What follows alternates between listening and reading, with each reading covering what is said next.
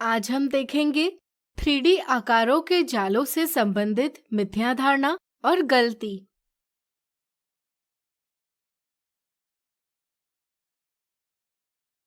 मिथ्या धारणा।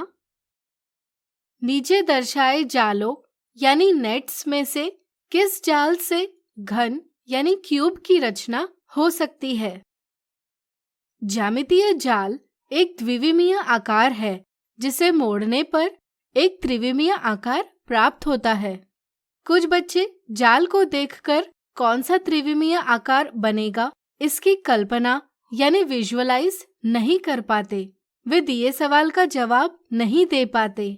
इस समस्या को दूर करने के लिए पेपर या गत्ते पर जाल खींचकर और उसे काटकर उससे त्रिविमीय आकार बनाने का प्रयास करना चाहिए।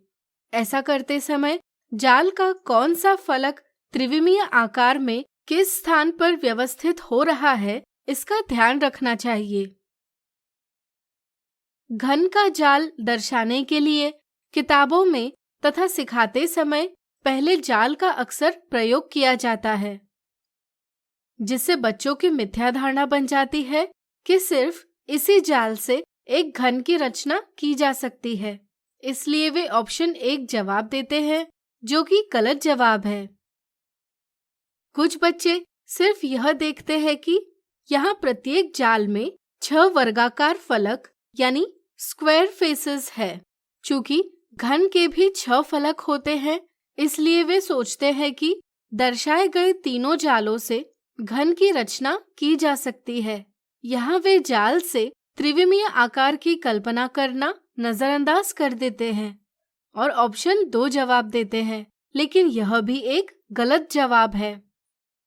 यहाँ प्रत्येक जाल में 6 वर्गाकार फलक जरूर है, लेकिन अगर हम कल्पना करेंगे तो सिर्फ जाल A और जाल B से ही घन की रचना की जा सकती है।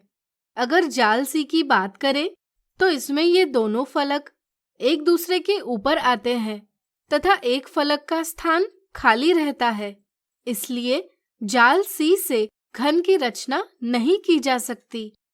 यानी कि ऑप्शन 3 सही जवाब है। गलती। कुछ बच्चों को त्रिविमीय आकार दिया जाए और इसका जाल खींचने के लिए कहा जाए तो वे जाल नहीं खींच पाते। कुछ बच्चे कल्पना नहीं कर पाते कि दर्शाए गए त्रिविमीय आकार के लिए कौन सा जाल सही है, इसलिए वे दिए सवाल का जवाब नहीं दे पाते।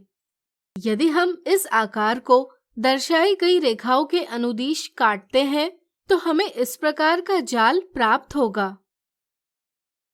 इसी तरह यदि हम इसे किनारों के अनुदिश काटेंगे तो हमें इस प्रकार का जाल प्राप्त होगा। अब आप स्वयं सोचिए कि इस आकृति को कैसे काटा जाए कि हमें इस प्रकार का जाल प्राप्त होगा। दर्शाई गई आकृति एक घनाभ यानी क्यूबॉइड है। इसका जाल खींचने के लिए हम किसी एक आयत को आधार मान सकते हैं। फिर इसके चारों किनारों पर आने वाले फलकों की पहचान कर इन्हें जाल में आधार के चारों किनारों पर खींच सकते हैं। फिर आधार के सम्मुख फलक को उचित स्थान पर रखकर जाल पूरा किया जा सकता है।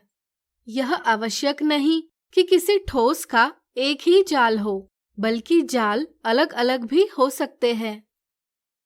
जैसे एक घनाभ के इस प्रकार अलग अलग जाल हो सकते हैं। वीडियो रोककर कल्पना कीजिए कि इनसे एक घनाभ कैसे बनेगा।